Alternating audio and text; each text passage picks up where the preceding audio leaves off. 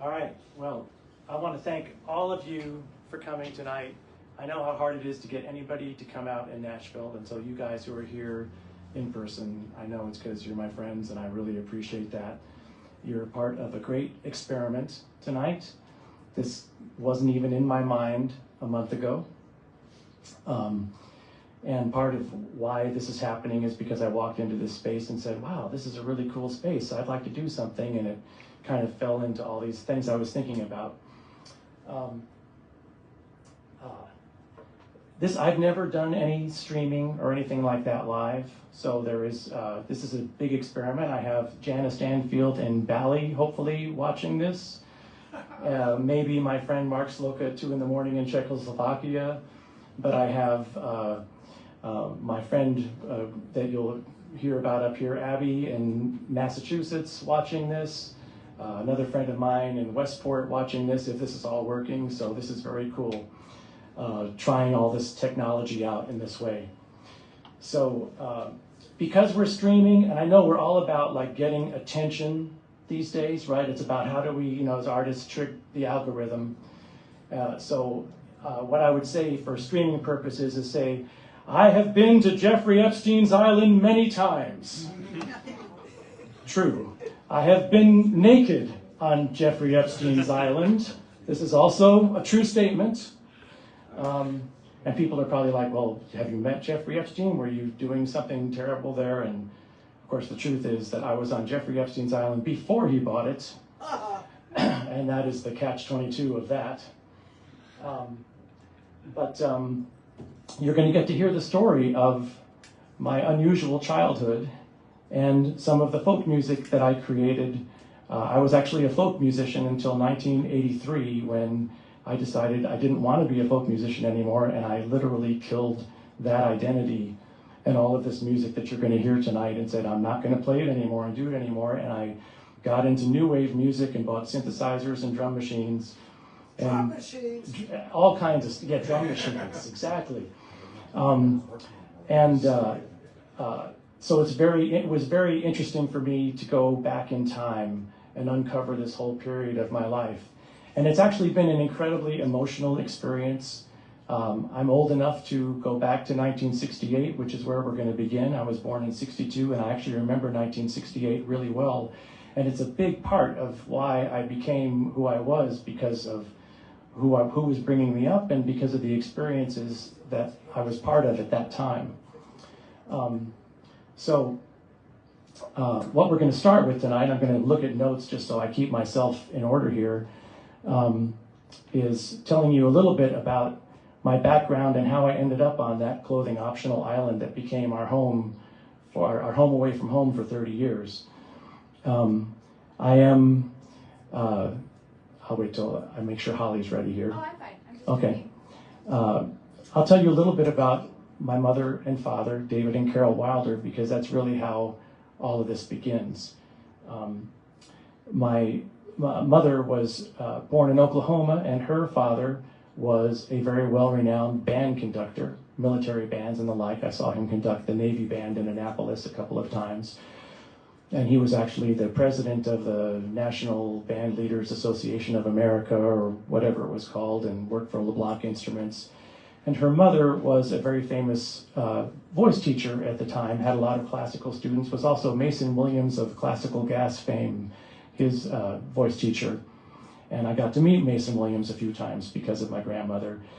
And they were very devout, dare I say, right-wing, evangelical Christian, but very perfectionistic in their music. My mom was an only child, and my mom had a great deal of innate natural ability. She had a wonderful, beautiful voice on her own. And so she had that wonderful combination of, ultimately, of incredible training for her voice, incredible musicianship training, and also a natural gift for singing and love of music. So she would move to Ann Arbor to go to the University of Michigan, where she met my father, and she quickly got roles in the operas and operettas there. My father David Wilder was the son of a very well-known mathematician, Raymond Wilder. In fact, when I went to UC Santa Cruz, one of my professors was Tom Lehrer of Tomfoolery, and you might know all of his parody songs from the 60s. And he knew of my grandfather and was very impressed with the fact that I was the grandson of Raymond Wilder. He was also a very good piano player, and his wife, Una Wilder, they were from Palmer, Massachusetts originally. She was quite a great artist herself. And they were very salty New Englanders underneath it all. My grandma Una would tell you what she was thinking, whether you were ready to hear it or not. So she was that kind of a person. And that side of my family had actually completely rejected organized religion. Rumor has it because something inappropriate happened inside the church with a preacher at some point. And so the Wilder side of the family decided that they would become ethical people. And they didn't need a church to become ethical people. They could do that on their own. Thank you very much. And they did that very, very well. So my father, who was also very musically talented and a very good singer, but never pursued it in a musical way, saw my mother on stage at the University of Michigan and fell madly in love with this voluptuous hourglass soprano. And the two of them were supposed to be the odd couple that were never going to make it, but they actually had probably the best marriage of all the couples that met at that time.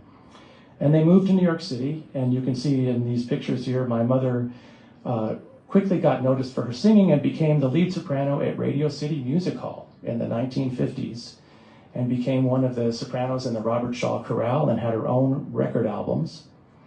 And I give you all this background because by the time I was born, she had already decided to change careers. So in 1960, I believe, around the time my brother was born, her career came to a big climax, and she had this big recital at Carnegie Hall, just her and a piano player. And the pressure was enormous on her at that time.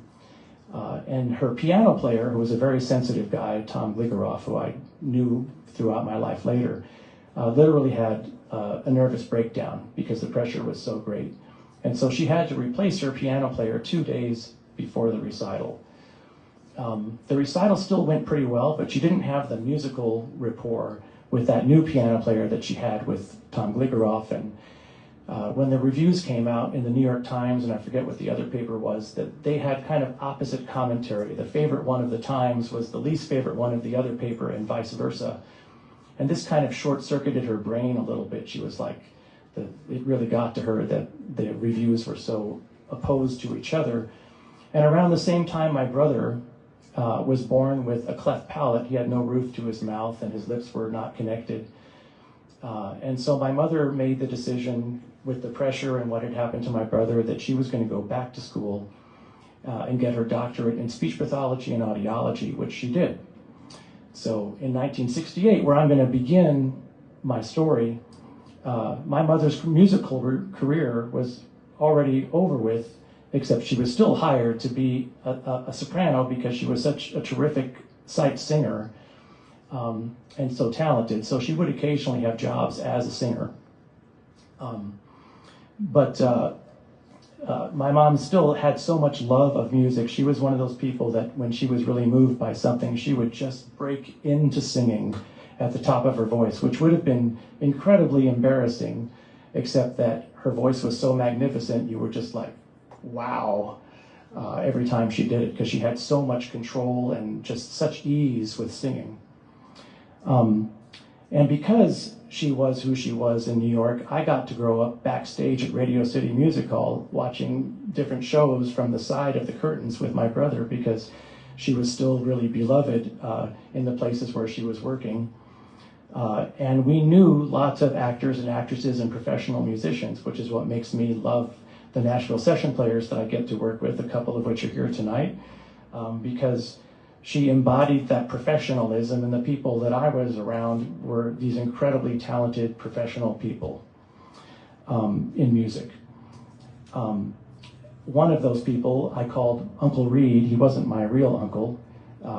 His name was Reed Shelton, and he was the original Freddie and My Fair Lady. And then he had one musical that closed after another. It was pretty funny. You'd see them in a show, and you'd see it the opening week, and you already knew it was going to close, even though it was sold out. That's how it is in Broadway. Sometimes musicals are underfunded, or sometimes they just get a bad review, and they never even get a chance to get off the ground. So he was in one closing musical after another until finally he became the original Daddy Warbucks in Annie in 1976. And Uncle Reed was one of the people who showed me around New York to all the clubs when I started playing the folk clubs in New York when I was a teenager. So growing up as the child of my mother, even though her music career was over, we had this wonderful experience. If we went to certain restaurants, like we'd go to Chinatown, and as soon as she'd walk in, the owner would come up and get us the finest table in the restaurant and order all the food for us. And so even though her career had ended, she was still musical royalty for the time that we were living in New York City until 1972. So that was a very special thing. But I'm starting the story here in 1968 because 1968 was so unforgettable on so many levels. We lived on the 11th floor of 210 West, 101st Street on Broadway. And my father was already a PhD college professor at that time while my mom was getting her PhD. And so on one end, I'm living in New York City, this huge concrete area. But on the other side of things, we had this cabin in Putnam County, which was kind of the diametric opposite of that, which was Lost Lake. And Lost Lake was a beautiful lake with 22 cabins that had cold running taps and outhouses. So it was very, very rustic and very, very primitive. And that was really where I found my own personal happiness. It turns out that Lost Lake was actually one of the best fishing lakes on the East Coast. And so my love of fishing developed there. And I'm not going to get into that tonight because that would be a whole event unto itself. For those of you who know me, I ran a fishing lodge in Canada at one point, and that's a huge part of my life. But that love started in Lost Lake. And Lost Lake had this wonderful community of people, a couple of which I think are watching online tonight. Everybody knew everybody on the lake. And in the 1960s, before we had our phones and devices, people had some pretty wild parties, let me tell you. And so Lost Lake, they had incredible parties where people would dress up and practice for these parties way ahead of time. One example I could give you is they had an opera party where literally people would dress up as a character in an opera and have to make up new lyrics for the operas about other people at the lake and then perform an aria in front of everybody else on the lake for the party, which everybody did. So everybody would sing an aria from a famous opera dressed up about somebody else at the lake, the famous opera party. Including me, when I was 6 years old, I ended up singing an aria to one of the other people whose arias I had been overhearing while they were practicing. So that wonderful sense of community of that time, well, it still carries on. So I still have dear friends from Lost Lake, and even after we had to give up our cabin in the mid-70s, I was always able to go back and have a cabin to stay in Lost Lake throughout my life. And I still feel magic when I go back to that place. It's like the place knows me and I know that place on a molecular level. So there are places in our life that are like that, and Lost Lake was one of those for me. So we had Lost Lake on the one end, and you can see the pictures there, our basset hound and my brother Andy and me catching fish for the first time there. So we had that going on, and then we had what was going on in New York City. 1968, there were still Beatles albums coming out, right? So it was an incredibly exciting time for music. I remember when the White Album came out, that we played it to death, back and forth, just nonstop. The only thing that we skipped was Revolution number 9, because no one needs to listen to that more than once or twice if you're familiar with the record. But otherwise, we listened to it end to end. And we listened to great musicals, and we listened to the recordings my mom was making with the Robert Shaw Chorale. And there was always music in our house. My brother and I were both studying piano and guitar and our house was just nonstop people making music, and we did sit around the piano as a family and sing all the time. So some of the crazy things, though, New York, as you know, in 1968, it was a crazy time. Hair, the musical, came out. And if there was an epicenter for the anti-war movement and civil rights movement in New York City, it was at Columbia University, where my parents were both teaching. And my brother and I actually went to a private school that was in Columbia University called Agnes Russell. So we had this going on all around us when it was happening. I don't know, Holly, if you want to get the next slide, so just so we're in motion. Remember, this is the rehearsal. The performance is the rehearsal. We haven't. Yes, we haven't gotten to try this out. We're just doing it. So anyway, so all of this was going on, and I remember it so vividly. I mean, it was crazy. We would go to school. We'd take the Broadway bus to school, and at Columbia University, students would hand us like 45s of Sly and the Family Stone and all these things that were going on that year. And my parents were very, very thoughtful, warm people, and they weren't like crazy liberal initially, but the thing about the Vietnam War was it was hard to explain to people why you would go to this Southeast Asian country and risk your life, and how that was so important to the national interests of the United States. And there was a draft, and you weren't even necessarily volunteering, you were being taken there. And we have a Vietnam vet here tonight, one of my dearest best friends, Rick Beresford. I volunteered. Well, me too. What are we doing? Exactly. What are we doing? That became the question. So as people began to question the war, you could understand that, why are we dying and killing people and doing this thing? And wrapped up in that was the civil rights movement. So my grandma, who lived in Texas, when we go down there, Black people were not allowed to drink out of the same water fountains or sit on the same section of the bus. And so, I got to see that happening. And that was a huge influence on my mother, because she saw the hypocrisy when she was singing in church that God loves all the children in the world. They're precious in his sight. God loves all of them, black and white, and blacks weren't allowed in the church. And she saw the difficulties in her own parents trying to be perfect when their lives really, really weren't.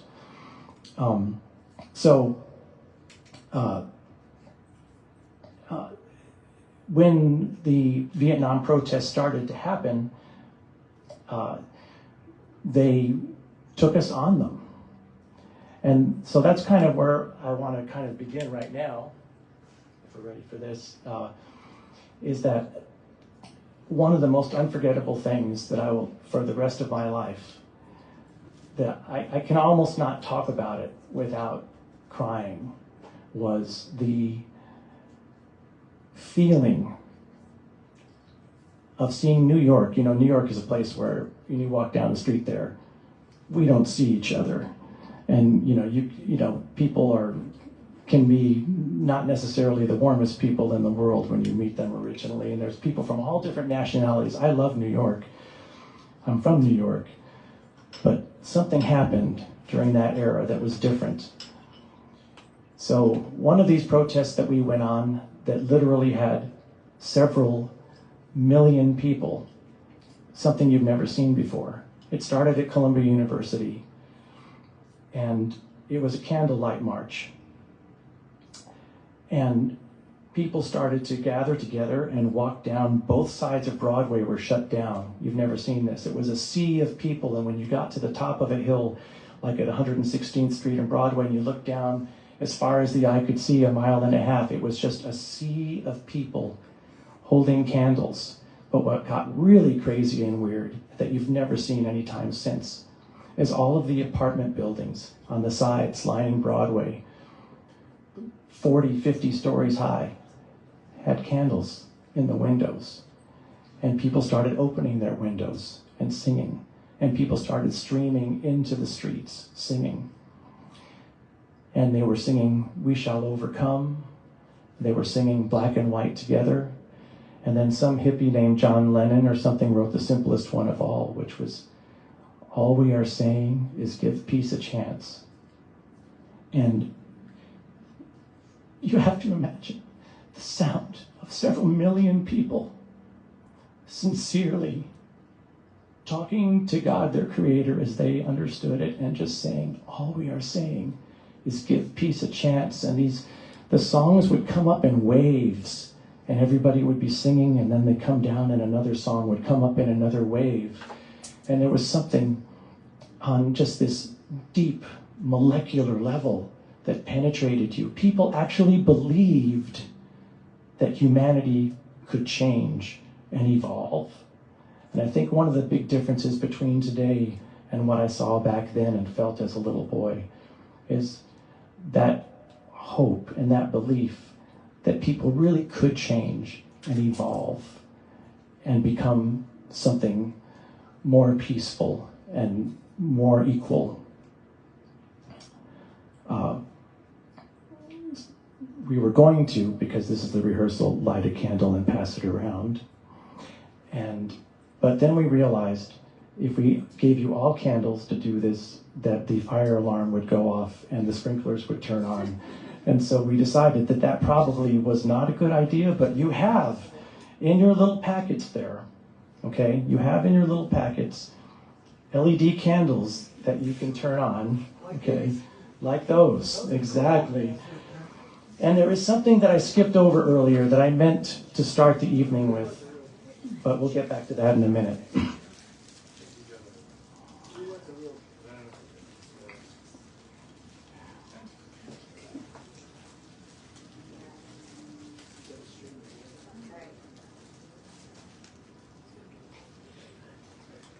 I love it. Here we go.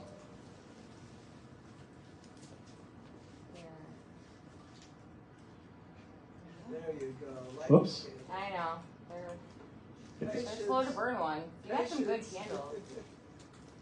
I mean, that's kind of what it takes, right? That's what it takes. And we have a couple more. So Everyone can. the beautiful thing that night was all the candles in the windows, and as everybody came down to Broadway, somebody would hand them a candle, and everybody would light each other's candle while they were singing. And it was just magic. So the world is just as crazy today, as you know, and I do hope that people around the whole planet will realize the senselessness of killing each other for the reasons that we're given and find a better way forward. I do hope that that will happen. So there's something else in your packet that I forgot to do and I was going to start the evening on. Okay, so I'm going to take us from this solemn moment to a less solemn moment. And that is simply that Gary Lund reminded me when he walked in, he was very scared that there was going to be nudity tonight. And so, because it does say interactive on the invite that you had, and it does talk about pants dropping humor and, you know, stories or whatever. And so I thought about that some more. First I want to reassure everybody here that I have no intention of taking my clothes off tonight in front of you. I have entered the suspicious looking mole phase of my life, and I see no reason to put any of you through that. But then I thought some more about it, and I thought, well, we are a capitalist culture. And so there's a price for everything. And I thought, okay, what would be my price to drop my pants on a live stream and in front of a group of friends? And I thought that price would probably be only 5 figures, actually. And then I thought, again, thinking about capitalism, I was thinking, well, maybe somebody would want to pay even more to have me keep my clothes on than take them off. So that price would probably be 5 figures plus $1. And since this is actually an experimental thing that we're doing tonight, this rehearsal performance, I thought it would be interesting to gather information from all of you. So there should be a piece of paper and a pencil in your goodie bags. So we get to our inner, and I don't want you to write your names on this at all, okay? But what I want you to do is I want you to write either on, for keeping your clothes on, or off, taking your clothes off, and then write down the dollar figure that it would be worth for you to have me either take them off or keep them on, okay? And at the end of tonight, we're going to find out which side won and how much money could have been made, okay? And so we will announce the winner of this contest. Not the person, but which side won at the end of tonight. We're going to find it. I don't really want to know. There's such a thing as too much information. I don't really want to know what people are. I don't want to know who's writing what. I just want to know which side would have won and how much money could have been made, how much money was pledged. So that's the first part of your interactive experience. I meant to start this evening with that, but again, this is practice. So anyway, the Vietnam protests made a huge impact on my life. And as if Lost Lake and New York City and all the things that were going on weren't enough. And here's where we find out about Great St. James. My dad's best friend, who is also a PhD college professor at Columbia University in sociology, Sam Siever, somebody you've never heard of, did a very 1968 kind of thing. He went down to the Virgin Islands and he got permission to become the official caretaker, not a paying job, of a completely uninhabited, undeveloped island, Great St. James. There was literally nothing there. And yes, this ended up being the island that would be next to Little St. James, which is the island that Jeffrey Epstein would buy in 1998. But this is way before that. We're back in 1968. And so Sam went down to Great St. James and he built a house on stilts. Oh, you can see this is beautiful. This is the view from the cove that you see here with those pieces stuck together. There was a beautiful white beach, and at the mouth of the cove was a coral reef, and it's facing Jost van Dyke in the British Virgin Islands and St. John off to the right. And the waves would break over that reef, and so it was always very, very calm, gentle surf inside this one cove of the island. Other coves of the island had big waves and all kinds of things. And the pictures there are of Sam Siever, the guy who looks like Robinson Crusoe, and that's me sitting in his lap, feeding him his cigarette that I'm telling him to stop smoking. And he did eventually stop smoking. And so this little house, you have to imagine, the house was as big as this space that we're in right now. And as you walked in, there was a little tiny hallway with cooking tops and a propane refrigerator to one side. Then to the other side was a bedroom just big enough to have a queen-size bed, which he painted the forest on the ceiling of it so it looked like you were looking up into the treetops. And then you walked into the living room, which is what you see us sitting around the table in, and you see all the books there in that photo. So the one side of the house was even with the ground, but it was on a steep hill, and the other side of the house was 25 feet down to the ground, suspended in the middle of the trees. And there was obviously no electricity, so everything was candlelight, hence the candles here tonight, or a propane lantern. Everything had to be brought. Any supplies you'd have to get at St. Thomas or St. John and then bring them over in a motorboat. And all the sides of the house opened up. There were no screens, and you were just looking in the forest canopy.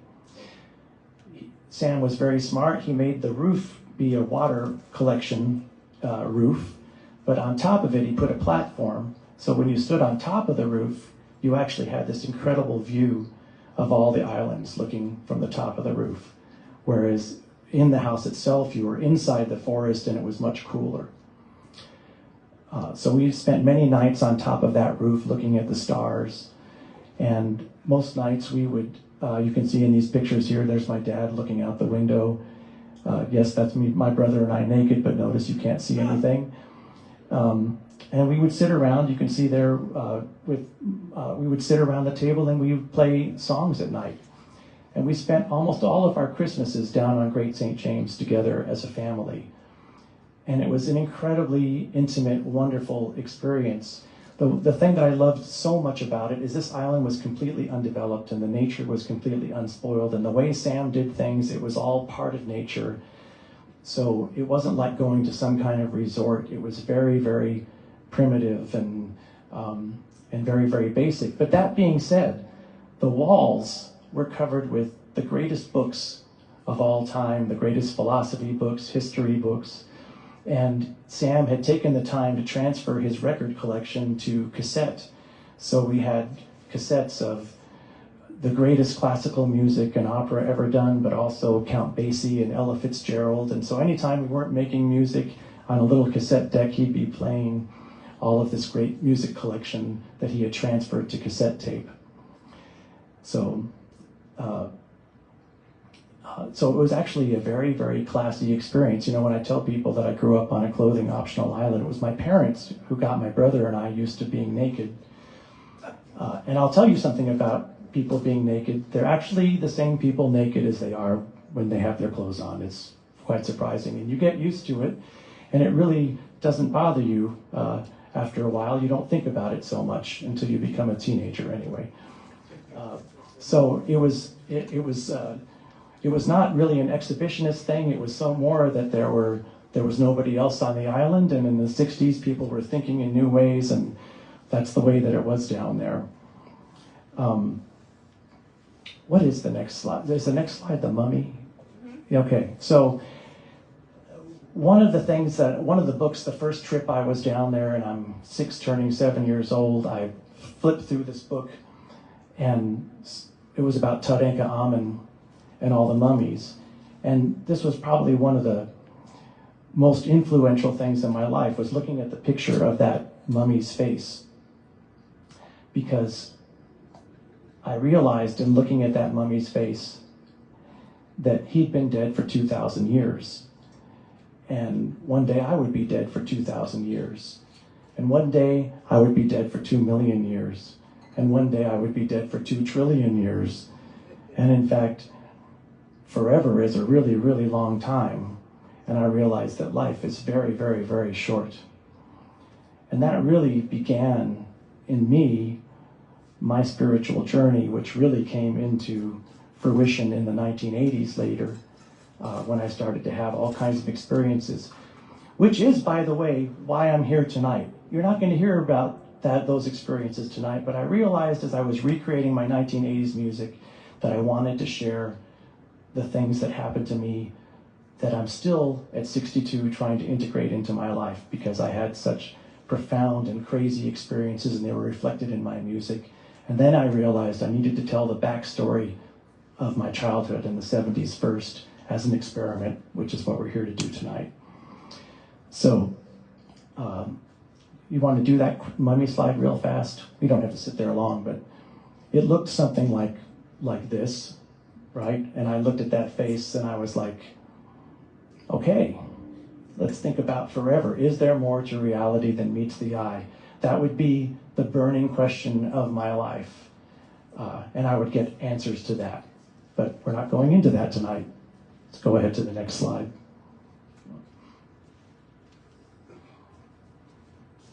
Oh, we're already at 1969. Okay, well, we'll just wait here for a minute.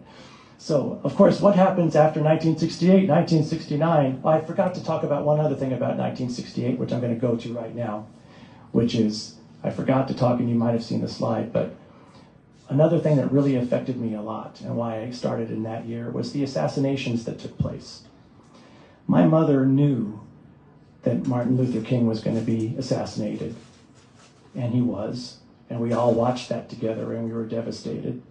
And my mother said she was certain that Robert Kennedy, when he ran for president, was going to get shot and assassinated, and he was shot and assassinated.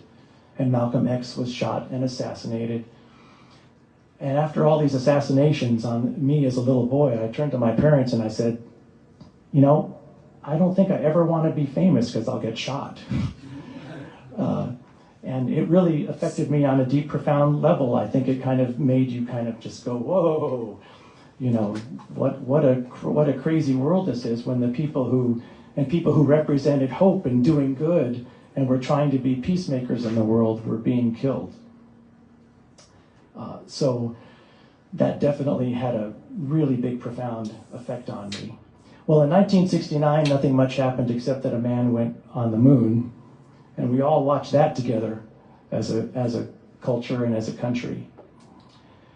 And then in 1970, there was Woodstock too. Yes. Oh, and the protests and those marches and protests were still going on, and we went on about 4 or 5 of them, and it was still this very, very profound, alive time.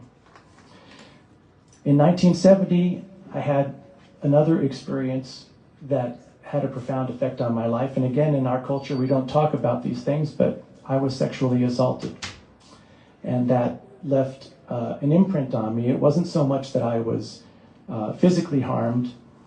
I was at a sleepaway camp while my mom was finishing her PhD, and I think the same person did this to about 20 or 30 boys.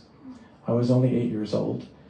But I think the thing that affected me the most was the threat that I would be killed if I told anybody what had happened. And as an 8-year-old boy, you take that very, very seriously.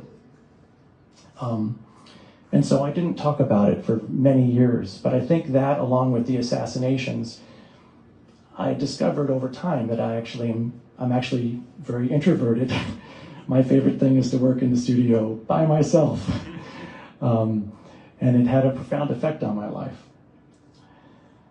71, I remember, by the way, I will say though, I never really felt hardly insecure because there was so much love in my family. I had a family that I think anybody would envy for how much affection and acceptance there was. My parents I would have them as parents in any lifetime.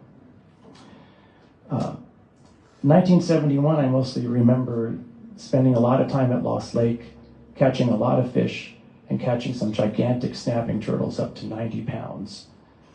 They were the big dinosaurs that I was pursuing when I was a boy.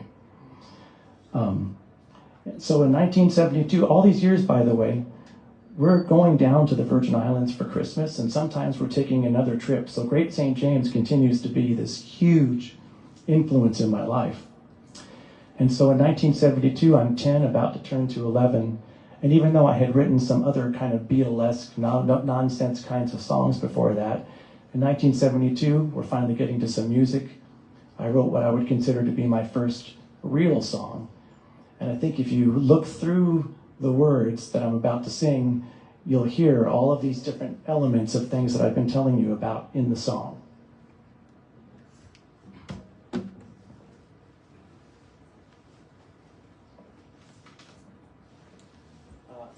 Stupidly, Mike, I forgot to put my strap on before I plugged in. So if you were to mute my guitar for a second.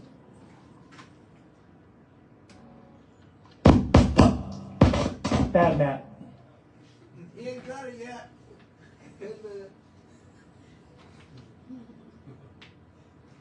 Shame on you, Matt. Say when. Okay. There we go. Hold on. Don't turn it on yet.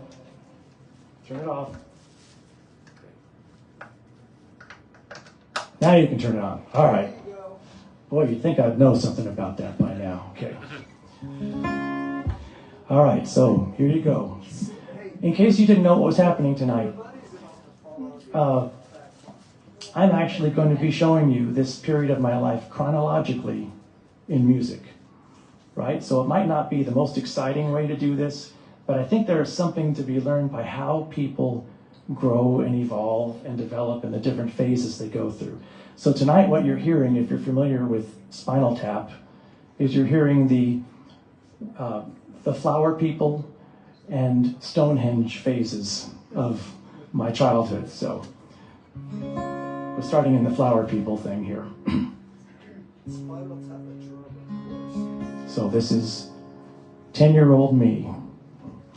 His name was Tom and he left the town on a foggy Christmas Eve. A girl on the road said, "Hey boy, where you going?" He said, "A place where I can sleep." Well, she asked him why, and he said, "Because there is violence here and no peace." Then when she turned around, she saw some trash on the ground and a boy in the corner crying. He said, "Come on now, we both know so perfectly well what's wrong with this town." He said, "Repeat after me, people will be what they wanna be." So they walked down the street a little farther, not a car could be seen. They sat on a log and watched the sun as it rose through some bushes and some trees. Summers, winters, things we all want to see. He said, "Stick by me and I'll show you, oh baby, yes, I'll show you how to love me." Come on now, we both know so perfectly well what's wrong with this town. He said, "Repeat after me, people will be what they wanna be." Come on now, we both know so perfectly well what's wrong with this town. She asked him, "What do you mean? People will be what they wanna be." So far away are all the people that he knew and grew up with. Isn't it a shame? So far away is a love that he once knew and grew up with. The story's still the same, but he doesn't know the way back home. Then again, do you have a better way back home? Anytime at all, I'll see you there. Anytime at all.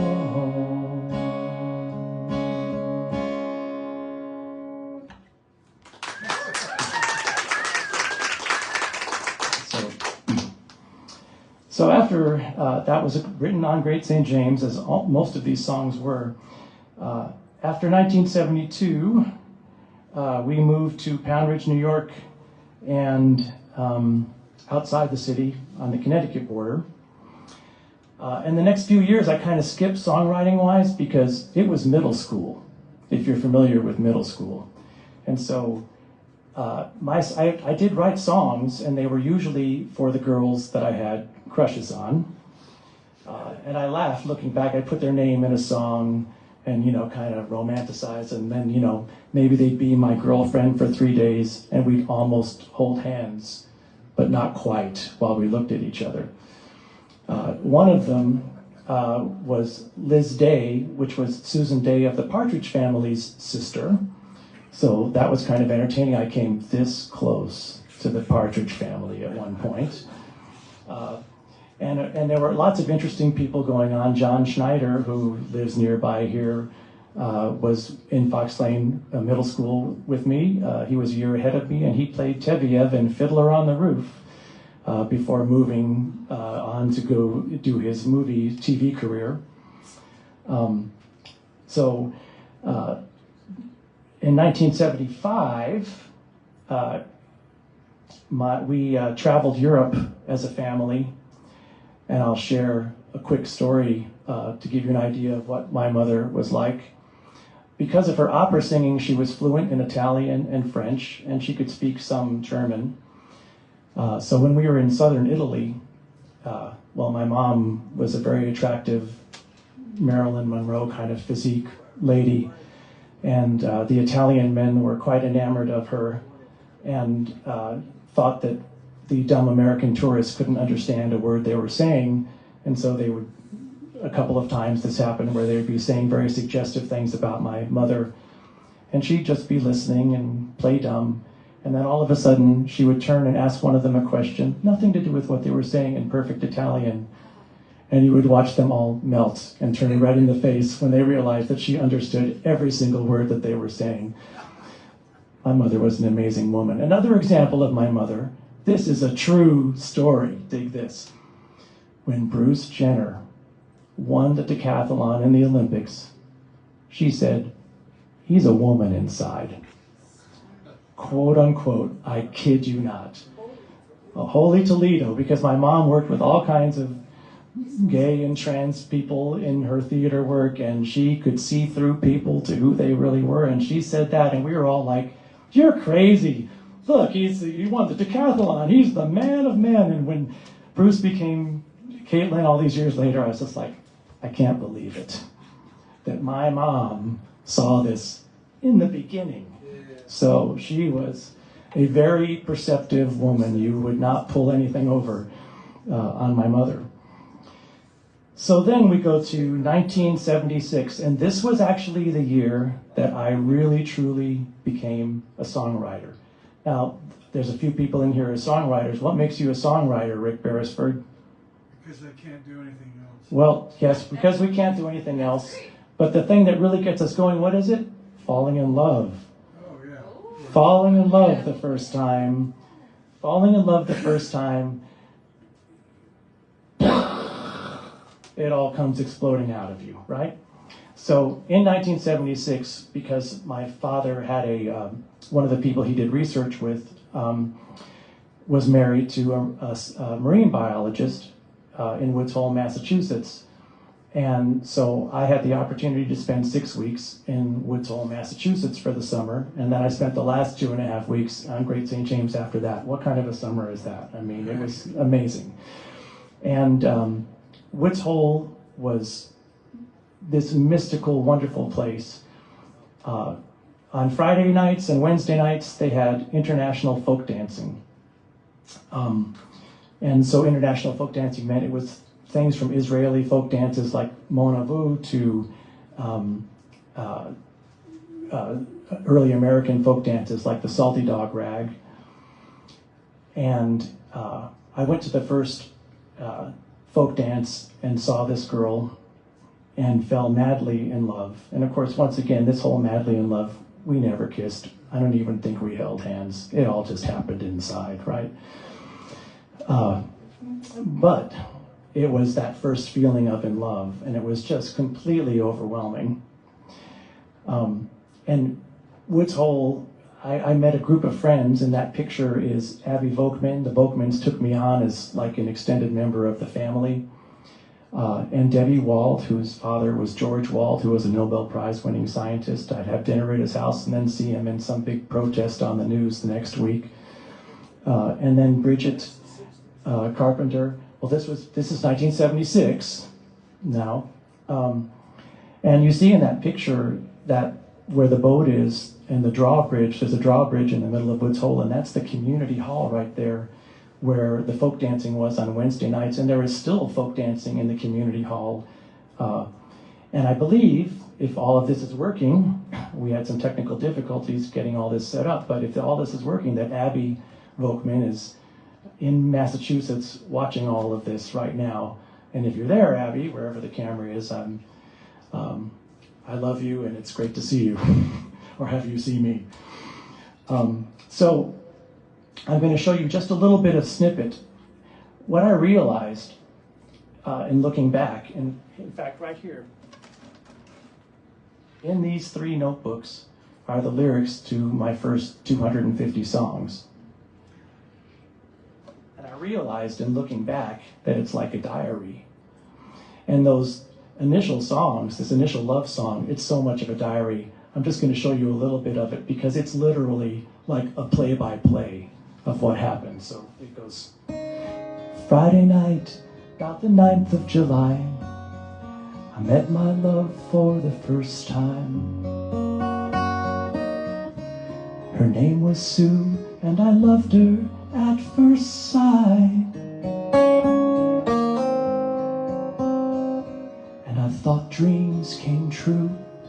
For me it would have been the very first time. But young men have foolish dreams, and mine have died. And then it goes on into the next verse. Saturday on the beach, my love grew more, I had a happy life. Sunday night, I saw the last of that love of mine. That's when she rejected me, like, I don't really want to hold your hand, Matt. And anyway, so much pain and angst, okay? Now I look at my 14-year-old self and it's like, snap out of it. Oh, I was the worst love bomber on the planet. Just stop it. Wake up. You're going to get over this. It was, you look back and, there are going to be other women. She's not even in puberty yet. What's wrong with you? So, anyway, when I left Woods Hole, Woods Hole would become a huge part of my life for the rest of my high school. So even though I lived in New York, I would go back to Woods Hole any extended weekend that I had. I'd take the trains and buses and go to Woods Hole and had these wonderful friends that we play crazy eights and hearts and games, and they were just friends. And in Woods Hole, I really felt like I was an attractive guy, and I could date anybody in Woods Hole. Where I lived in New York, I felt like I was completely out of place and that nobody liked me and didn't fit in anywhere. So it was really interesting to be the same person and feel so different in these 2 places. So after I left Woods Hole, we went down to Great St. James with my family, and I'm going to play you one of these songs from that period. So after leaving Woods Hole, from August to December, I wrote 18 songs. And from that, all sad love songs. But from that point on, interestingly enough, for the rest of my life, I've written 30 to 55 songs a year still. Never stopped. It was like something opened up and it was like, can I write a song? Absolutely. Anytime we can sit down and write a song. So this is Sitting on the Beach at Great St. James. This song's called By the Sea.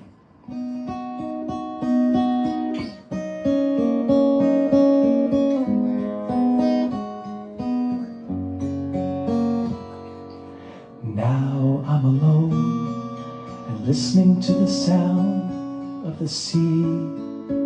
It's calling me. I dreamed I saw you reflected in the waves. You were sitting right next to me. All the things I kept inside my brain, locked away in time.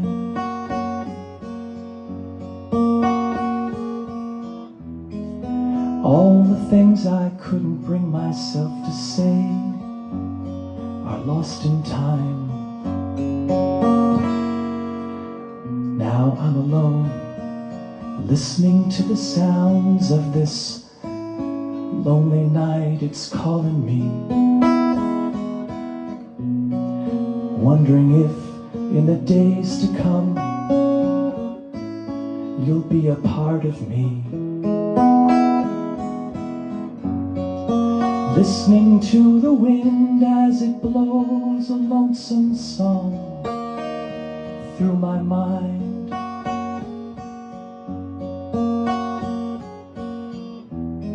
And the words take me to a now non-existent time.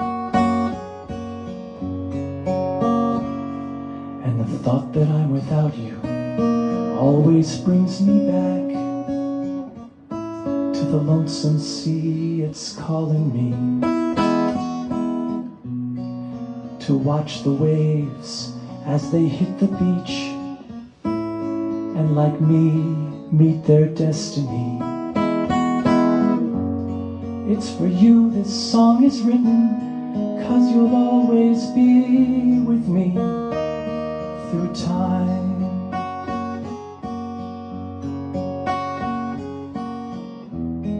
If not in reality, at least in my mind, by the sea.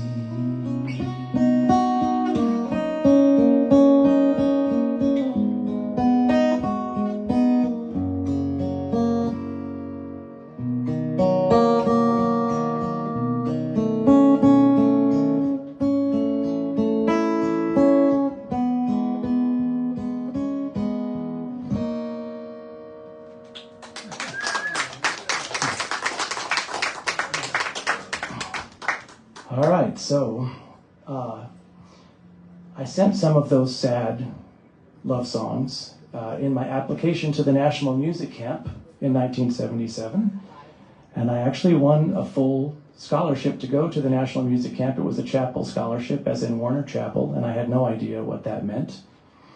And I had a wonderful time at Interlochen.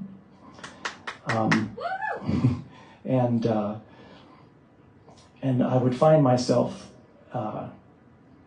back on Great St. James, of course, the following holiday season for Christmas.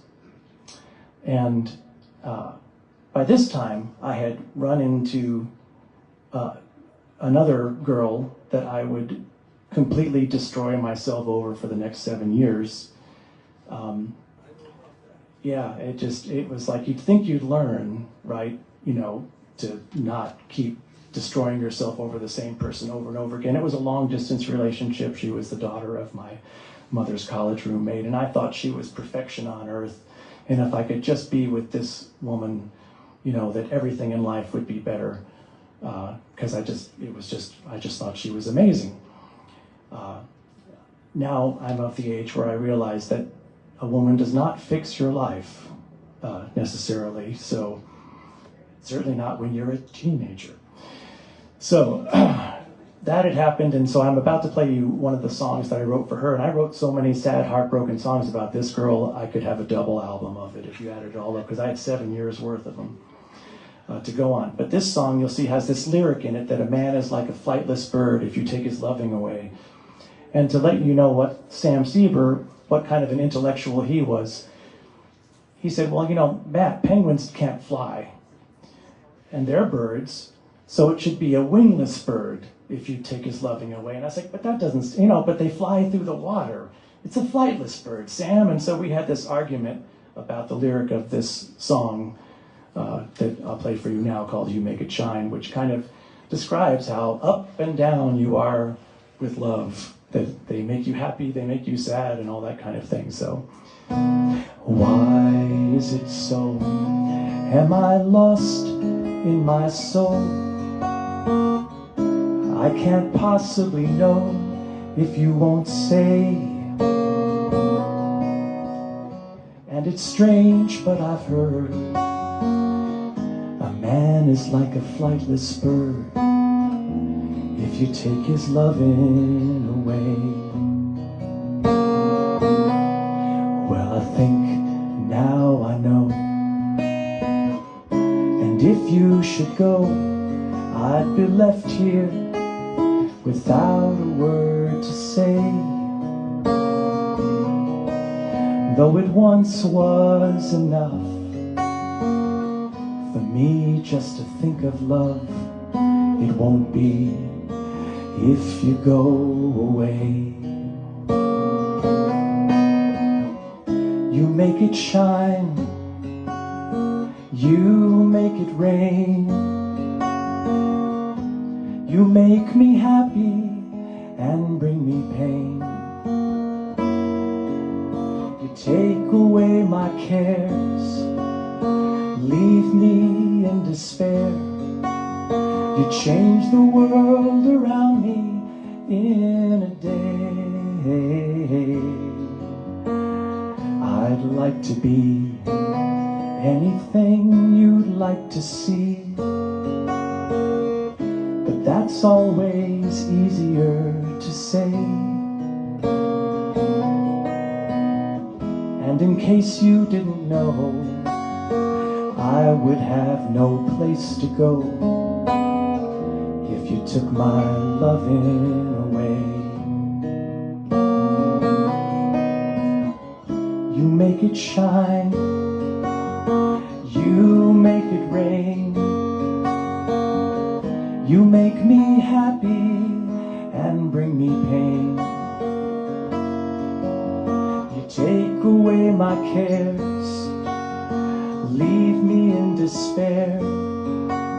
You change the world around me in a day. Why is it so? Am I lost in my soul? I can't possibly know if you won't say.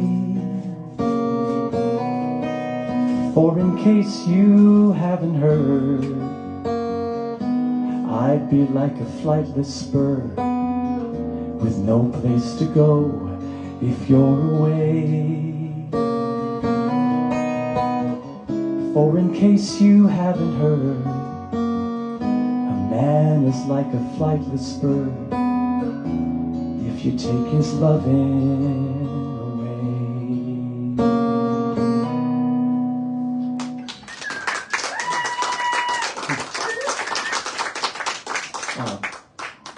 Do we have that sound? Yeah, we do. We do. All right, we're going to try this. So I'm going to tell you a little bit more about what life was like while this is playing.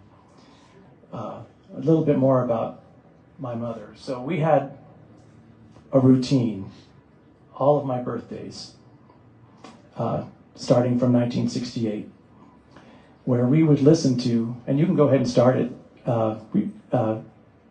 Holly, you can go ahead and start the sound. Oh, here, it's coming. We had this routine where we would listen to Turandot, but it had to be the version that was conducted by Arturo Toscanini with the Swedish tenor Jussi Björling that you're listening to right now singing, who I think had the most beautiful tenor voice of all time. My mother would tell me how my father had no other man in the world to worry about except Jussi Björling when he was singing. She said when Jussi Björling was singing, she was all his, body and soul, everything. But as soon as Jussi Björling stopped singing, my dad had nothing to worry about because he was shaped like a potato. She would also tell the story of the first performance of Turandot. The first performance of Turandot was conducted by Arturo Toscanini, and if you don't know this, Puccini died before finishing this opera. This is his last opera. And at the point where Puccini died, Arturo Toscanini put down his baton and stopped the opera and said, "This is where the maestro died." That's a real story. My mother would meet Arturo Toscanini's mistress when she was older and tell me stories about this. So you have to imagine my birthday every year, us sitting by candlelight in that little tiny house that Sam had built on stilts, listening to the opera from the beginning to the end, and my mom would translate the Italian into English for me and explain the story every year as it went by. This was our special little thing that we did. We had a lot of little special things like that on Great St. James. And I laugh about it because, when I tell people I had a clothing optional island, they think, there must have been orgies. You must have been, eating the pets or something like that, right? So, no, it wasn't like that at all. It was actually this incredibly loving, warm environment. You'd have to listen to UC Grueling sing this high note, because he did it like no one else.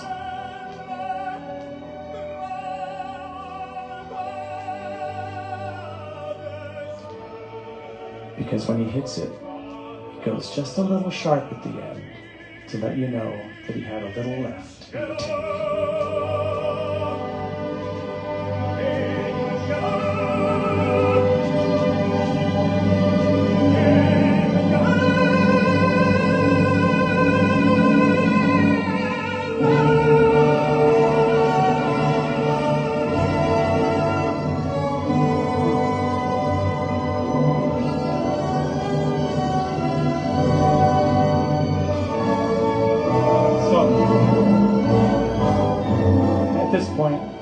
Say, was it good for you too? Because that's one of those things where you just go. I didn't think he was sharp. No, well, no, he just pushes it just a little bit, right? Uh-oh, better turn it off. It's starting again. Maybe we don't loop it. Yeah, no, I can't do the rest of the show with that looping the whole time. So at this point, all of us in my family realized what an amazing, special thing it was having this island in our lives. And I'm 15 now, and this is a song I wrote about finding myself on Great St. James. It's called Driftwood. It's late at night, I'm lying in the light of a candle in my room, reaching for my pillow, watching a full moon. Time and again, this time I spend is precious and too few. In reaching new horizons, again I turn to you. And it's, hey, hey, I've been in the night, looking for a brighter view on life. I've been in the middle, when I should be on the side. Time and again I change my aim and find myself on old St. James to see what I can salvage from what washes in the tide. And who knows what I'll find but driftwood in the tide. That's all that matters now. It all seems so insane, basing all my values on what other people say. It could be I'm on the brink of abandoning my dreams, trading them for values or illusions in the sea. And it's, hey, hey, I've been in the night, looking for a brighter view on life.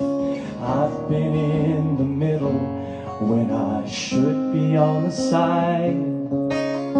Time and again I change my aim and find myself on old St. James to see what I can salvage from what washes in the tide. And who knows what I'll find but driftwood in the tide. It's all so meaningless, but it means so much to me. My world is so tiny, but as big as it could be. So I guess that it's best just to leave the rest for someone else to read, and climb aboard the light I believe tonight I see. And it's, hey, hey, I've been in the night, looking for a brighter view on life. I've been in the middle when I should be on the side. Time and again I change my aim, find myself on old St. James to see what I can salvage from what washes in the tide. And who knows what I'll find but driftwood in the tide.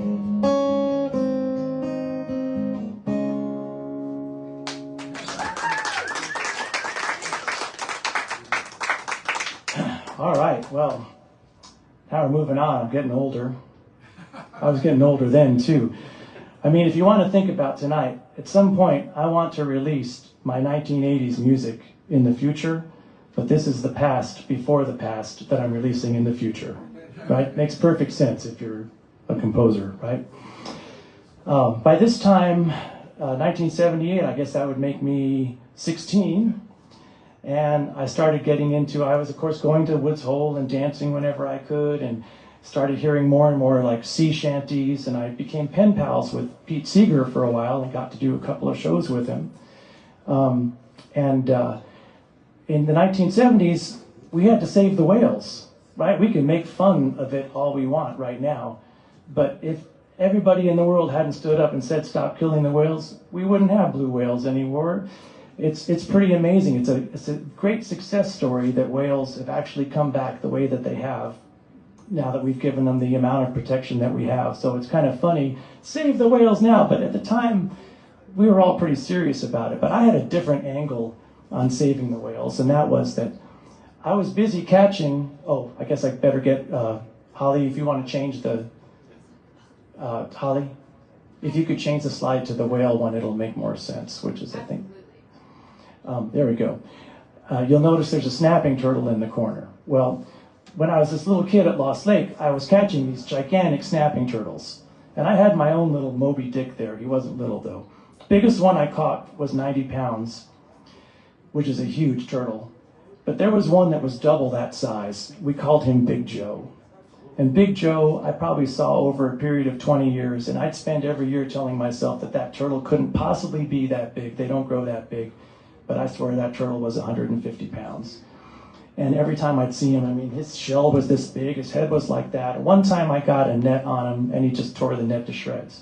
The way that I would catch these turtles as a boy, we only had rowboats on Lost Lake, because I would row like crazy. After I saw one sticking its head up or breathing, I'd row like mad. I'd jump to the bow of the boat, and I'd scoop them up in a giant salmon net. And the people on the lake wanted me to catch them because these turtles were so big on this lake that the swan babies and duck babies never survived. They were all eaten every year by the snapping turtles. And so I caught a lot of these turtles at Lost Lake, and they would be killed. When my cousins, the Dillinghams, would come, we actually ate them. My cousins, the Dillinghams, whenever they were around, you ate something wild. It's just what happened with them. But I grew to love those turtles and realized that they were just so magnificent and prehistoric that I couldn't kill them anymore. And I would just take them to other lakes or something if I was catching them to help allow the swans to live. And those turtles are still there. And my friend Mark Sloka, who is a brilliant author, and I highly recommend it, wrote a book called Lost Lake.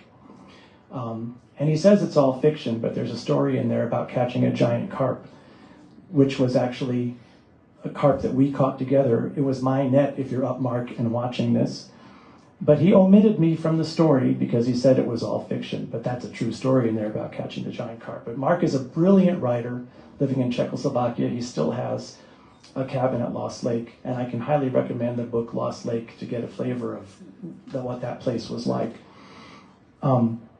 Anyway, when I thought about the whales, I was like, man, I would have been in the 1800s one of those guys rowing a skiff and harpooning those whales before people knew any better and risking your life doing it. I got that from my snapping turtle experience. So when I wrote this whaling song, I kind of took the first half of the song from the standpoint of the romance of being the whaler, and then the second half of the song realizing that, you see the cannon in the upper corner there, in the 70s, by that time, we were shooting them with explosive cannons, finding them on radar.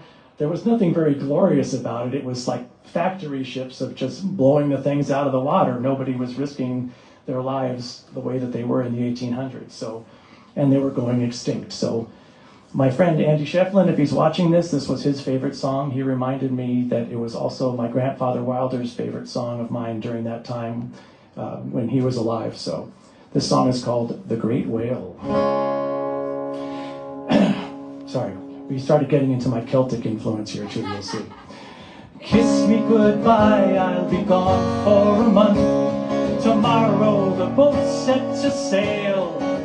I'll be far out to sea, searching the spray, ready to hunt for the whale. I may not return, for many men die, harpooning 100-foot beasts. But if I'm not back, don't ever cry, for I lived my life on the seas. And oh, how the wind blows, sending us far, far away. And oh, it echoes and drones the sounds of traditional days.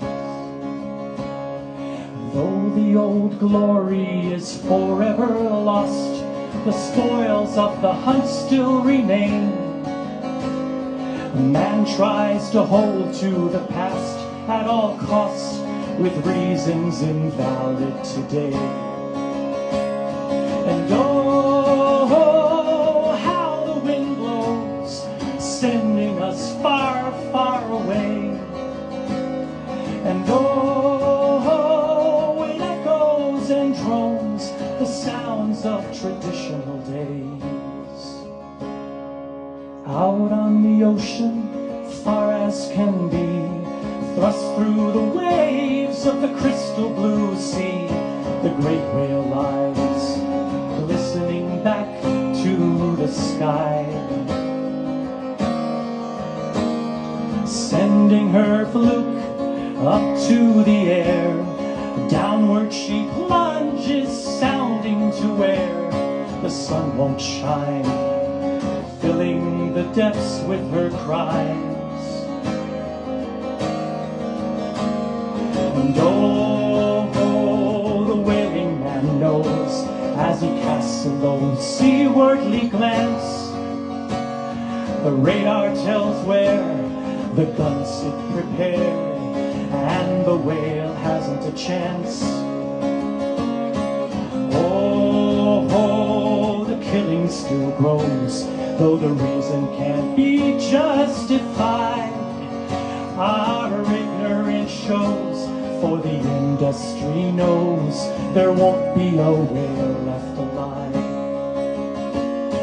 Seas of blue-green turn to bright red, the cannon is fired and another whale's dead, and no one stirs. So far removed, no one heard. Well, we ask for help, which some people give, but efforts are few and always short-lived, and many erase the memory of their worst mistakes. And oh, the wailing man knows, as he casts a lone seawardly glance, the radar tells where the guns sit prepared, and the whale hasn't a chance. Oh, the killing still grows, though the reason can't be justified. Our ignorance shows, for the industry knows there won't be a whale left alive. Our ignorance shows, for the industry knows there won't be a whale left alive.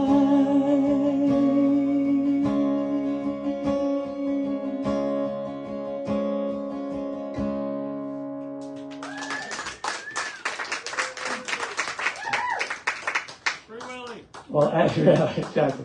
Well, as fate would have it, there were humpback whales just outside the coral reef at Great St. James, and that was one of the years that we snorkeled out and could see them in the distance. It wasn't like what you see these days where people get right up to the whales, though. I was scared to death. I didn't want to get too close to them. So we just got to where we could see them through the haze with our snorkels. But it was pretty amazing. So I took an extra trip to Great St. James that year with one of my friends, Andy Munzer, and this is kind of a funny story I'll just share very fast, because in my sophomore year of high school, I was hanging out in the smoking section because I was smoking the other stuff. And Andy Munzer, my good friend who was smoking the other stuff, we better switch slides again. He became good friends of mine. So you can see in that picture that we have scarves and hats and fig leaves over our crotches. We're sitting there naked. That's because it was the middle of winter in New York, and we were about to go to the Virgin Islands together. And for years, nobody knew this, but I had been smuggling from the Virgin Islands. Not pot, actually I'd been smuggling lizards as a boy in my pocket, going through customs, taking them home, keeping them for a year, and then bringing the lizards back and letting them go. But in the process of smuggling those lizards year after year, I became aware that nobody much cared what you were taking out of the country, only what you were bringing back into the country. So when Andy and I went down to the Virgin Islands, we took a lot of marijuana with us, and when we came back, we made sure that there was none left. So by 11th grade, I couldn't function anymore that way and had to stop. But another funny bit of story here is that Sam Sieber, my guardian down there, because Sam was actually my legal guardian growing up. If my parents had been in an accident, Sam and his wife Brandy would have been my parents. That's how close they were to us. He was such a political activist, so how he supported himself was consulting, doing political activist stuff. And he, starting in 1968, was about the legalization of marijuana. But Sam didn't smoke marijuana.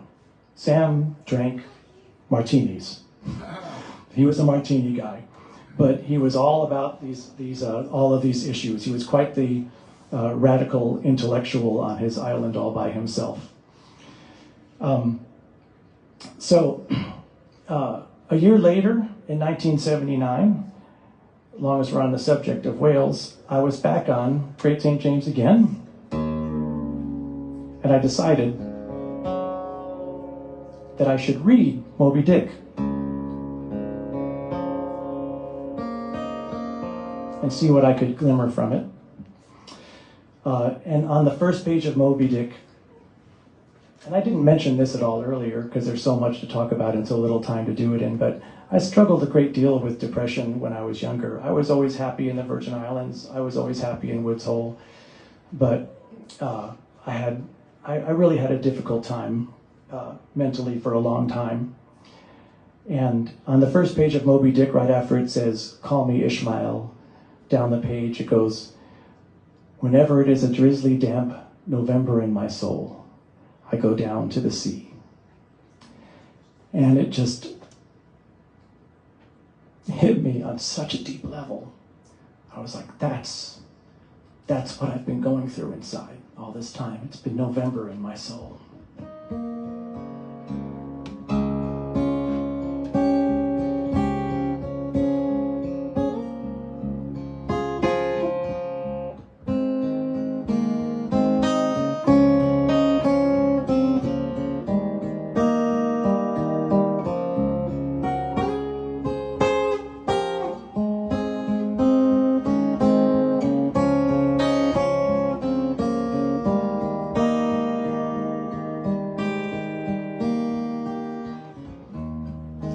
You don't know, it's been November in my soul.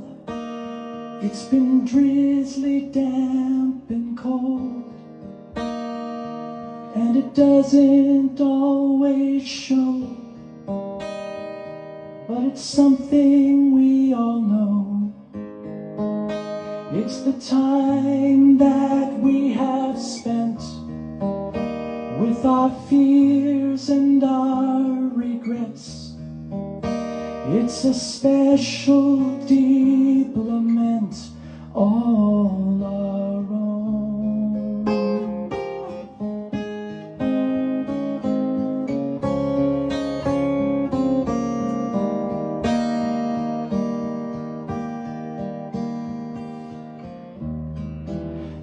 can't tell, I know November very well. It's a special kind of hell, where we all spend some time, where I spent too much of mine. You can hear winter call, you aren't sure of much at all, when you're hanging on the edge, ready to fall.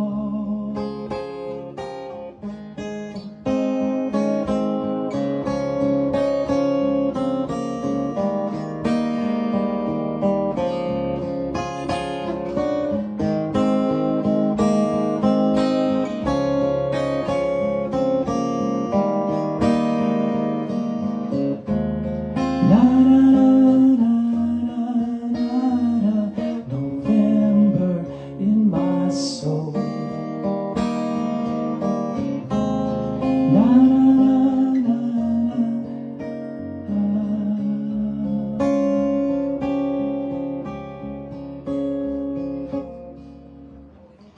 Now you know, I know November very well.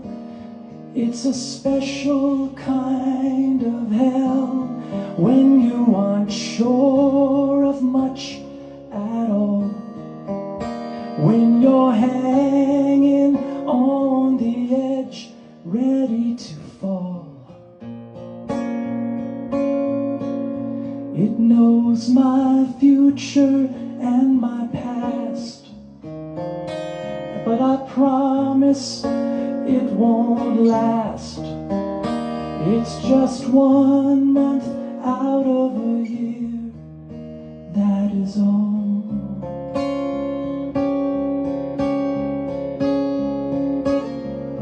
Da, da, da, da, da, November in my soul.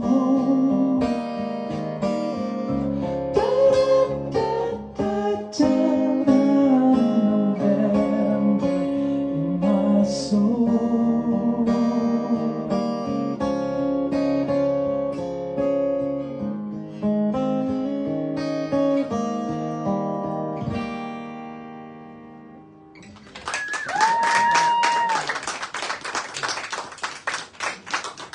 All right. Well, if you were wondering, was I really that liberal? Yes, at that time in my life. I became obsessed with the arms race more than anything else. But before I go into it, I see I had a note here about, oh, right. Well, we'll still talk about this. What is the next slide, Holly? Is it? It's you as Jesus. Okay, it's me as Jesus.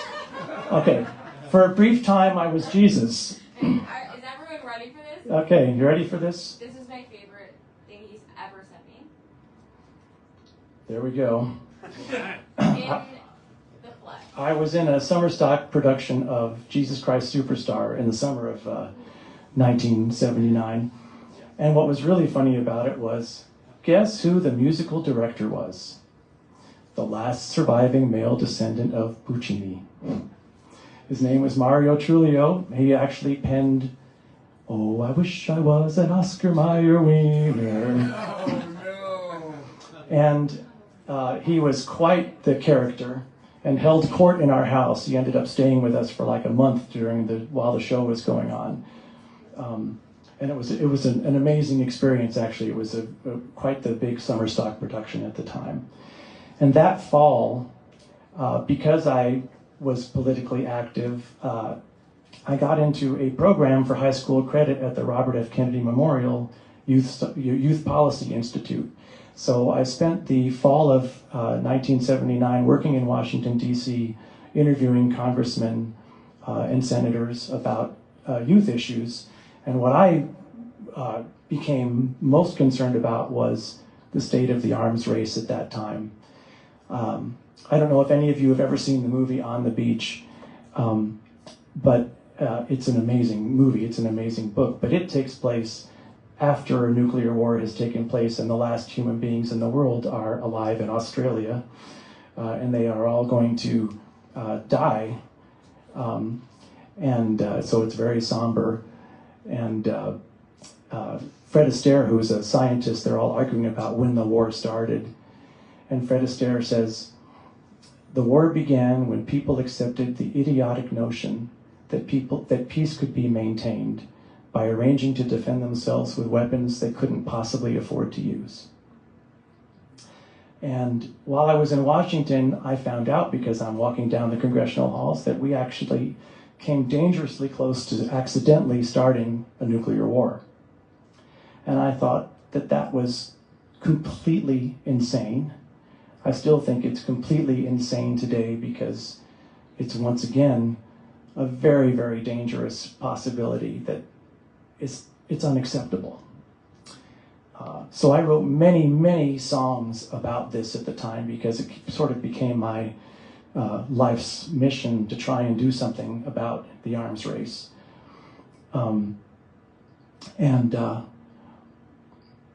But the one that I'm going to play you is a little bit comical, because there's no point in getting so heavy.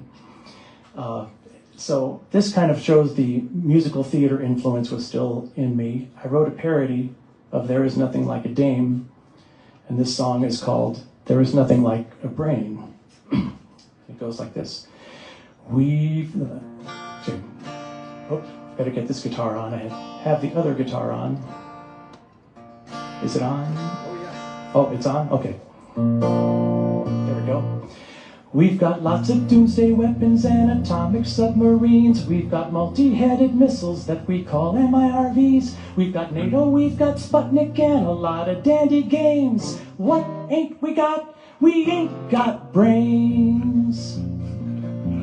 We've got oil upon the ocean, we've got trash upon the land. We've got cranes that tear the soil up for progresses of man.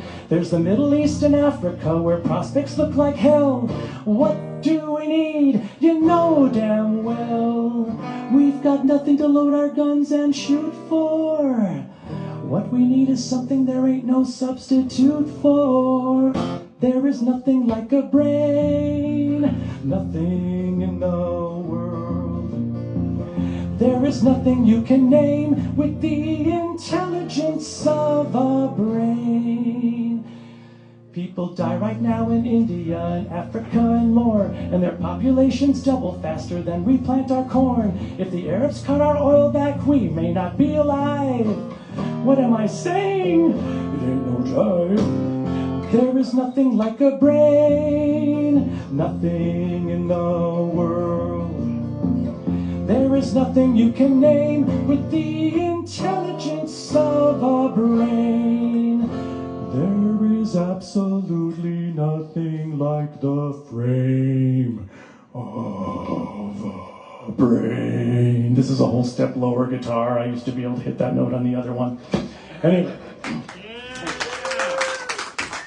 So I was that annoying guy on the back of the bus going to the anti-nuclear protest that was getting everybody to sing along.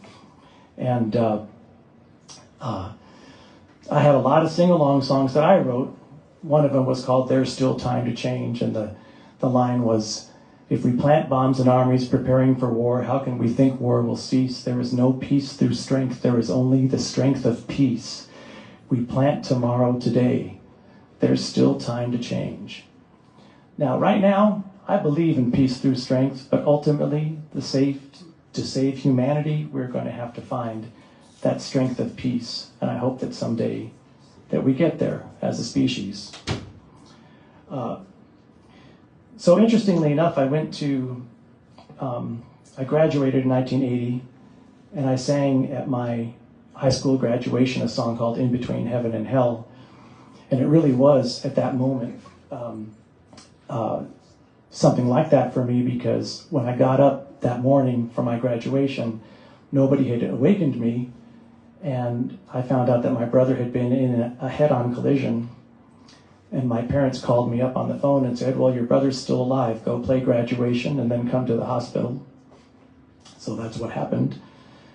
And I went to college, and I met Christina Muir, who is the daughter of a well-known folk singer. And through her, I met Sandy Muir, who was a professor at UC Berkeley. And he was George Bush Sr.'s speechwriter. And he would come to our anti-nuclear protest shows, and he would donate more money to the cause than anybody else. And I would go to his house for dinner sometimes, and he would listen to what I had to say, even though policy-wise he was on the other side of the fence.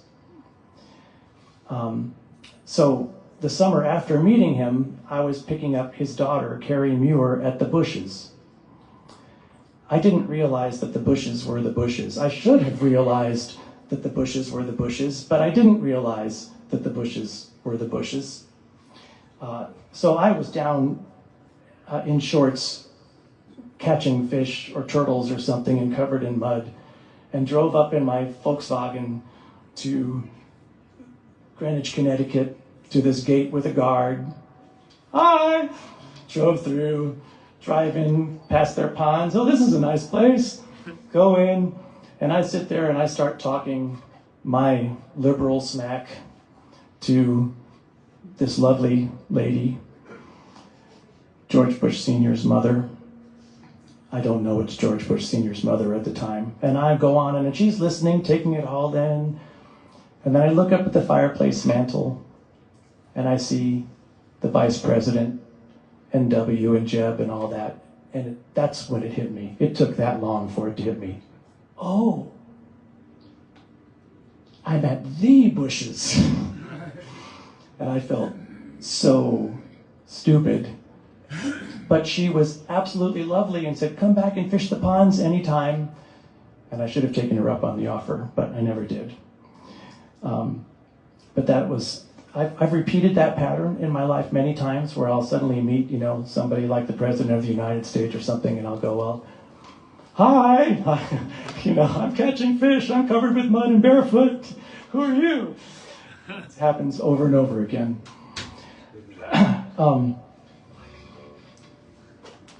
So we're going to close. I'm going to get to the end of my story of this first chapter of my life very quickly here so people can get to bed.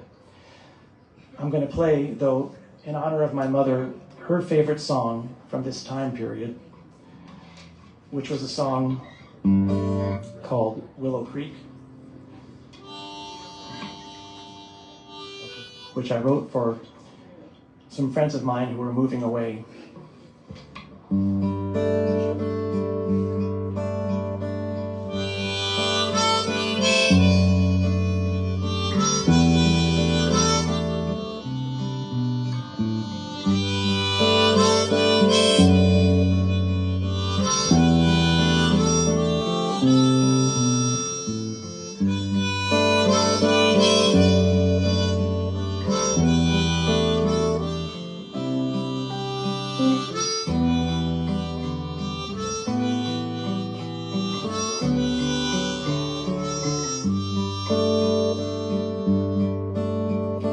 Down by Willow Creek, in the soft summer air,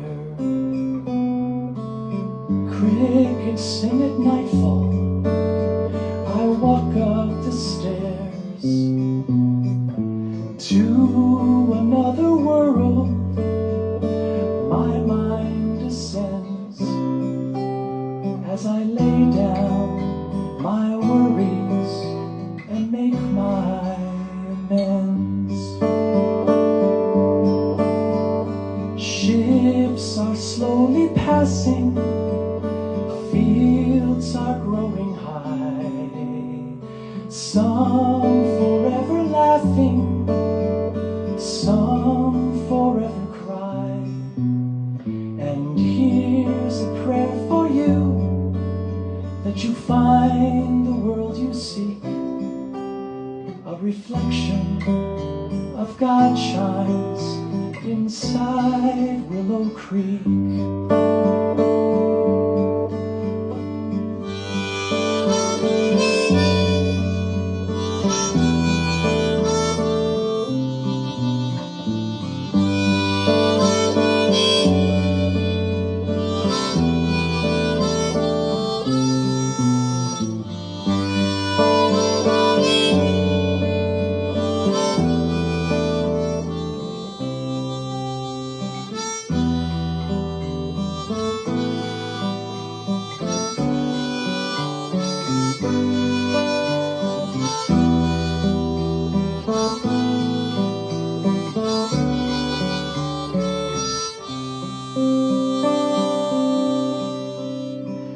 World, it holds a promise.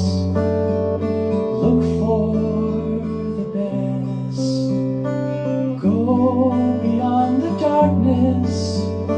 Your life is blessed. Love is yours forever. Love is yours to keep. And you'll see your reflection shine in Willow Creek, and you'll see your reflection shine in Willow Creek.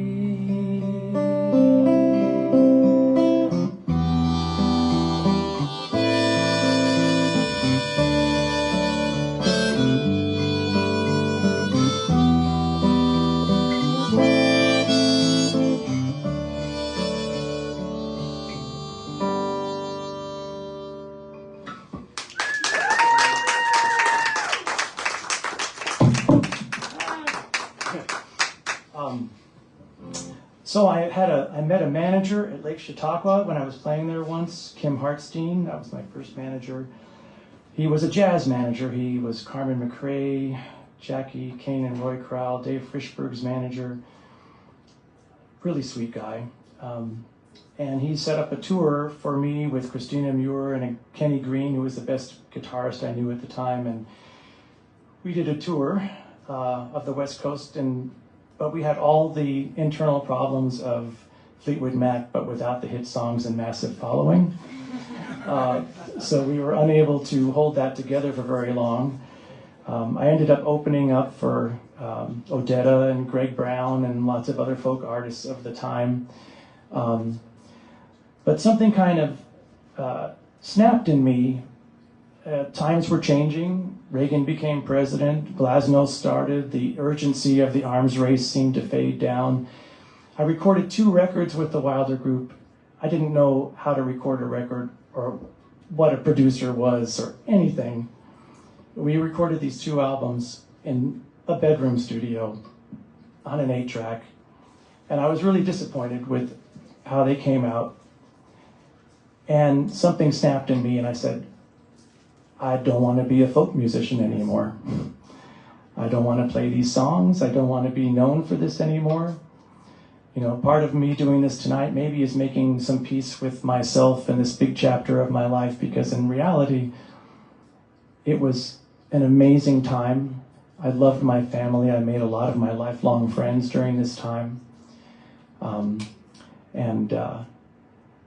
But it was only the very beginning of that musical journey, and the next chapter that was going to happen in my life was absolutely nuts. I mean, the stories from that time are hard for me to believe even today, and I'm still, as I said, trying to integrate them.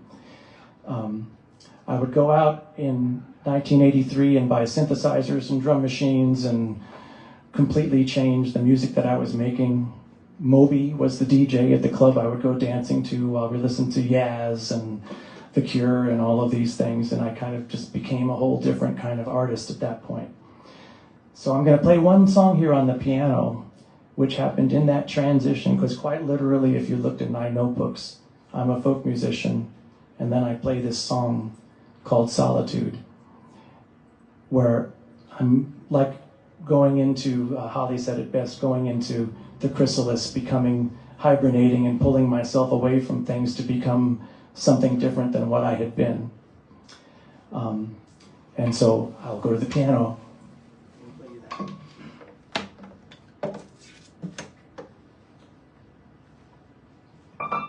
The irony with this song is it's probably more true today than ever, because I talk here about how overwhelming all of the things coming at us are in life. Hey, Matt. Yes, sir. You probably need to move that. Oh, you want me to move this out of the way? Yeah, so we can see you. Thank you. Thank you. Thank you. That's awesome. You're so smart. I'm not keeping anything from you. I've looked for words so long. I don't expect you to understand what's wrong. What's wrong? It seems I haven't had a quiet hour, a day to spend alone. There's always the TV, a radio or phone. You're never alone. I've heard so much, seen so much. I've grown deaf and blind. My feelings are numb to the touch. Solitude is the only thing that can ease my mind. My thoughts are scattered so much these days, I just can't ignore. Even my best friends don't know me anymore.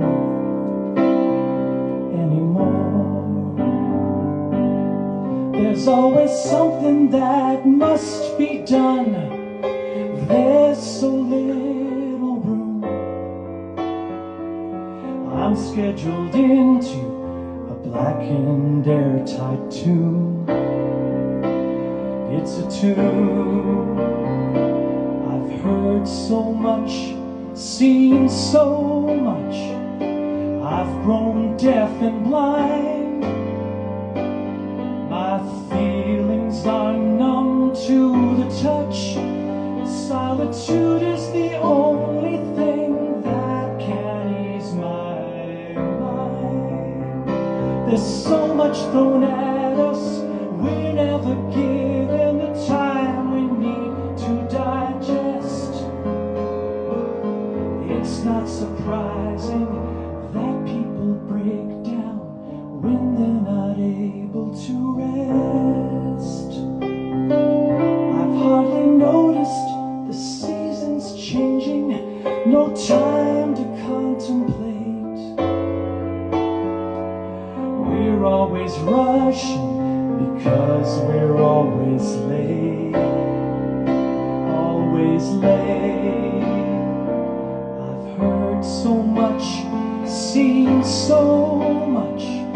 I've grown deaf and blind. My feelings are numb to the touch.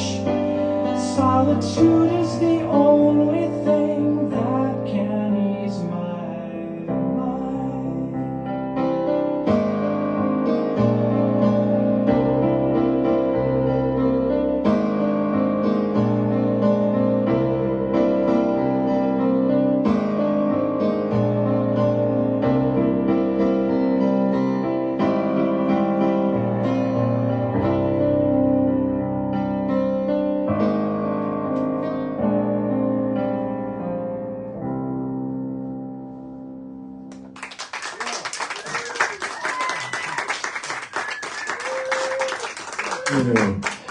So, I forgot to do a couple things, so we're going to wrap it up this way. First of all, Holly, did we add up the clothing on-off tally? Did that ever happen? Okay. Everyone they were hiding all their... We got to get this in. And while you're tallying that up, there is another thing that's in your package, which is an Oreo cookie. Very important thing. So you're probably wondering, why is there an Oreo cookie in your package? Well, on Great St. James, Oreo cookies were sacred. We called them the sacred Oreo cookies. And they would our supplies came by boat, once a week. We would make it over to St. Thomas or St. John. And so we always had a very limited supply of everything. And so every evening at cocktail hour, each of us got one Oreo cookie. And so that one Oreo cookie, the sacred Oreo cookie, we would take and we would taste it and we would eat it very slowly and try to make that Oreo cookie last, because there wasn't going to be another one. So I want to leave you with Great St. James and what that meant to me. I want you to imagine standing on a beautiful white clear beach with the gentle waves coming up, hitting your feet, looking up at a sea of stars overhead at night, more stars than you could possibly imagine. The sound of the ocean and a breeze blowing in your ears, and the sound of a steel drum band way off in the distance on another island. And you're sitting there and you realize that there is no moment in time or in life that's more than the moment that you're in. And all you want to do is make that moment last as long as you can, if there was a way to stretch out the seconds. And you've got one Oreo cookie. Yeah. And you taste that Oreo cookie and savor every tiny bite one at a time as if it's the last one you're ever going to have. That's what Great St. James meant to me. Do we have a tally?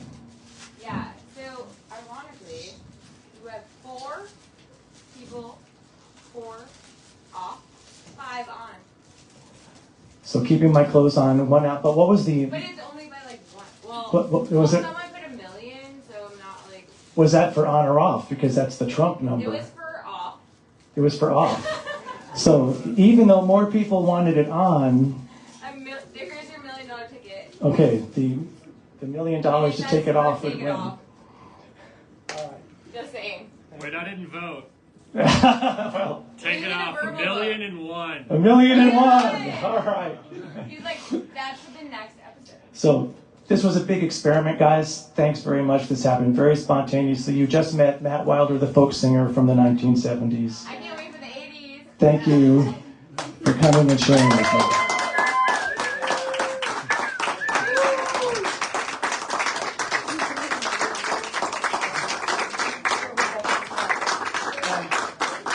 This wouldn't have happened without this gal who put this place together.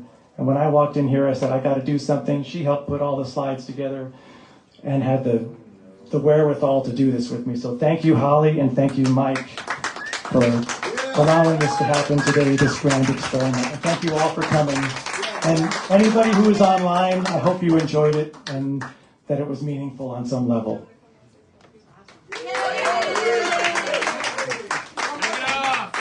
So there's also an amazing bar and restaurant downstairs. We prepared a few pizzas for you and some cocktails. If you'd like to join us and just talk to all of us, we'd like to